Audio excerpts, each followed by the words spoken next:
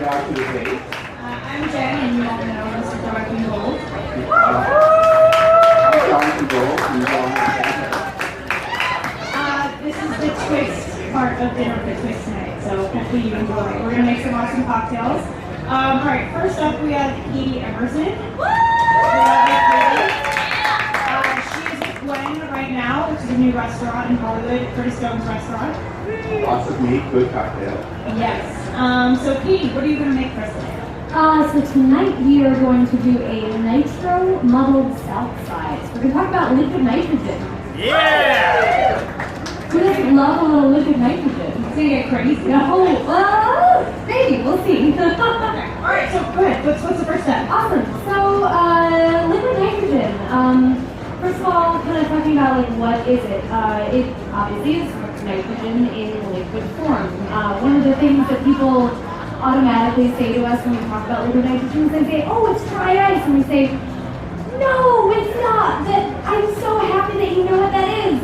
Dry ice is carbon dioxide, and liquid nitrogen is nitrogen. Basically, it gets at this very low temperature for the boiling point, super cold, and is compressed in some sort of pressure vessel so that we get to keep it in liquid form for as long as we can before it evaporates and leaves us. So there is a healthy amount of fear that it is safe to have of liquid nitrogen, because it is there's some danger. There's some danger in some liquid nitrogen. We have, where I actually got this from, so I used to work at the Walker Inn and the Normally Club over in Koreatown, and this is where they happily contributed to the presentation with. And there's a very large door, like as tall as me, and it's this huge, terrifying looking scientific thing that we take it out of and put it into smaller containers. The perfect thing to use when we come to the bar is a little coffee pot. This is just a little AeroPress. Basically, the thing that we need to happen is constant ventilation. The time when liquid nitrogen gets really dangerous is when it's in something that doesn't have any ventilation, when it's completely encapsulated. That's when it continuously expands and you're essentially making a bomb. So that's when it becomes dangerous. So actually, like liquid nitrogen, like this small little amount, even on its own, like even on my hands, is not dangerous. The first time I ever had this behind the bar, I had the big goggles and the gloves and was so terrified. I was like, oh, okay, right. You kind of learn where it's okay to have it. The reason, I don't know how nerdy you guys want to get, but the nerdy reason why I can put this on my hands is something called the Leeuwenfrost effect. Basically, when something this cold hits the heat of my hands, there's a bubble that encapsulates the liquid nitrogen and basically makes it turn into a ball and roll off my hands. That's why you can even see, like, it turns into little bubbles and falls off. We do definitely want to, when we're taking it out of the big doer and putting it in something else, we definitely want to take precautions and have proper eye goggles and gloves and things like that, because we're dealing with a very large amount of liquid nitrogen. And like I said, it's good to have a healthy amount of fear. We don't want to be too paranoid that we don't use it, but also to respect it. And it looks really cool, right? And yeah, well, I mean, come on, like, that's pretty, it's not cool, like, when I transported it over here, I made sure it, like, had constant ventilation. I actually put it in the seatbelt in my Uber, so I didn't, like, topple over, and she was a little concerned, but no, it was Smart to use an Uber. Yes. So Uber. I'm not necessarily known to love Uber, but you know. And then, so why do we use it behind a bar? There are a lot of uses of liquid nitrogen that, you know, usually it's used in labs and for chemistry and those sorts of reasons. But there are some really cool things you can do with it behind a bar, which we're going to talk about today, so we can drink, because that's why you guys are here, right? We're here to drink, right? So one of the things that's really fun to do is to chill your glassware. I mean, we all have like these really wonderful glass freezers behind the bar, but if anyone's ever worked behind a bar, you also know that like sometimes your glassware is not coming out at the rate that you would like it to, and it's not going to be as cold as you want it to because it's not coming out and getting chilled at the rate that you want it to. Putting liquid nitrogen into a glass and the way that it evaporates is really, really easy to get this sort of chill your glassware very rapidly. Ice cream is something that I'm currently pretty obsessed with. It's pretty easy to make ice cream with liquid nitrogen. But my favorite thing, which you guys are about to taste, is a sort of thing of nitro muddling is what we call it. So basically what happens is, how many of you have had a mojito? We've all had a mojito, right? You love mojitos, like it's always summertime in California, we love mojitos. But how many of you have had a really bad mojito where it's like swampy and brown, it tastes like a swamp, like it's gross. So that means that the chlorophyll in the mint has oxidized, is essentially what that means. So when we have liquid nitrogen, what we're allowed to do is a few things. One is we're going to freeze the mint. So we put our mint in our tin. We're going to put a little bit of liquid nitrogen in there.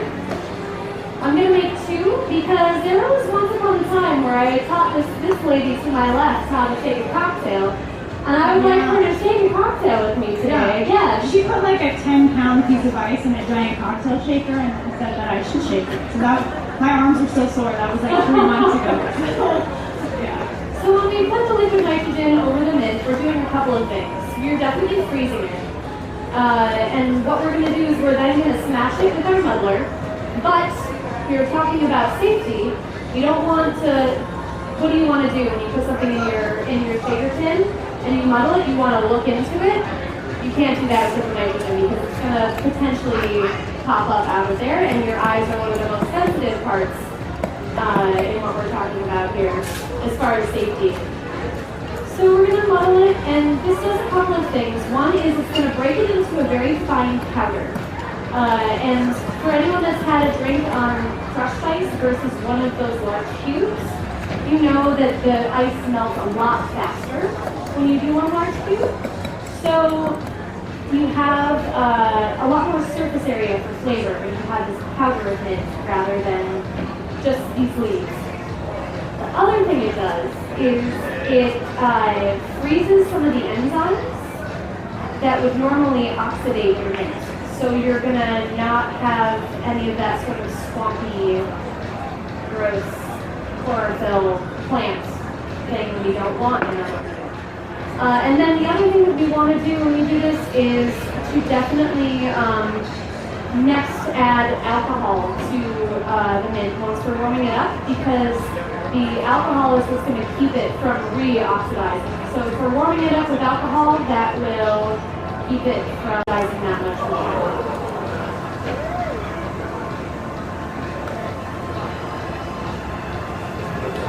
And it looks kind of cool. I'm not going to lie, it looks kind of cool. Alright, and so for a south side, we're going to do, so now we have gin, our beefeater gin. We're going to do some fresh lime juice that our friends here have prepared for us. And then a little bit of some simple syrup. And then we're going to add some ice and we're going to shake. You feel good about shaking with me? I feel good about Yeah? it. I can do it. And Not a 10-pound alcohol. yes, we have small ice here, so it's I okay. can do it. I just want to make sure it hasn't frozen too much, because that's the other danger with liquid nitrogen, is it will freeze too much. I think we're good.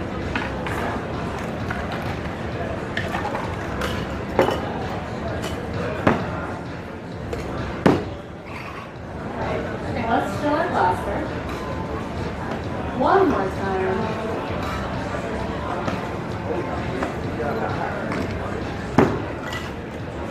There you go.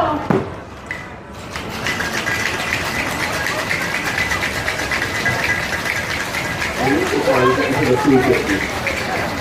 It's a lot lighter this time, hey? Alright, yeah, it's gonna be very cold here for me. It's gonna, sometimes it pops a little bit more than Frozen. But then the other fun part is that usually, once we do that light from metal, it comes out a really lovely green color as well. So we get all of the flavor, all of the color, but none of that gross oxidated quality of it. Have you guys tried it yet? You good?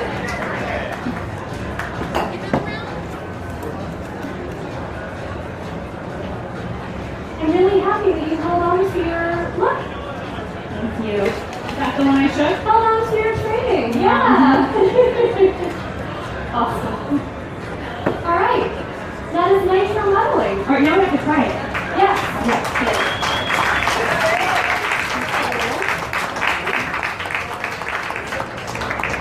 Thank you very much. Thank you. Cheers.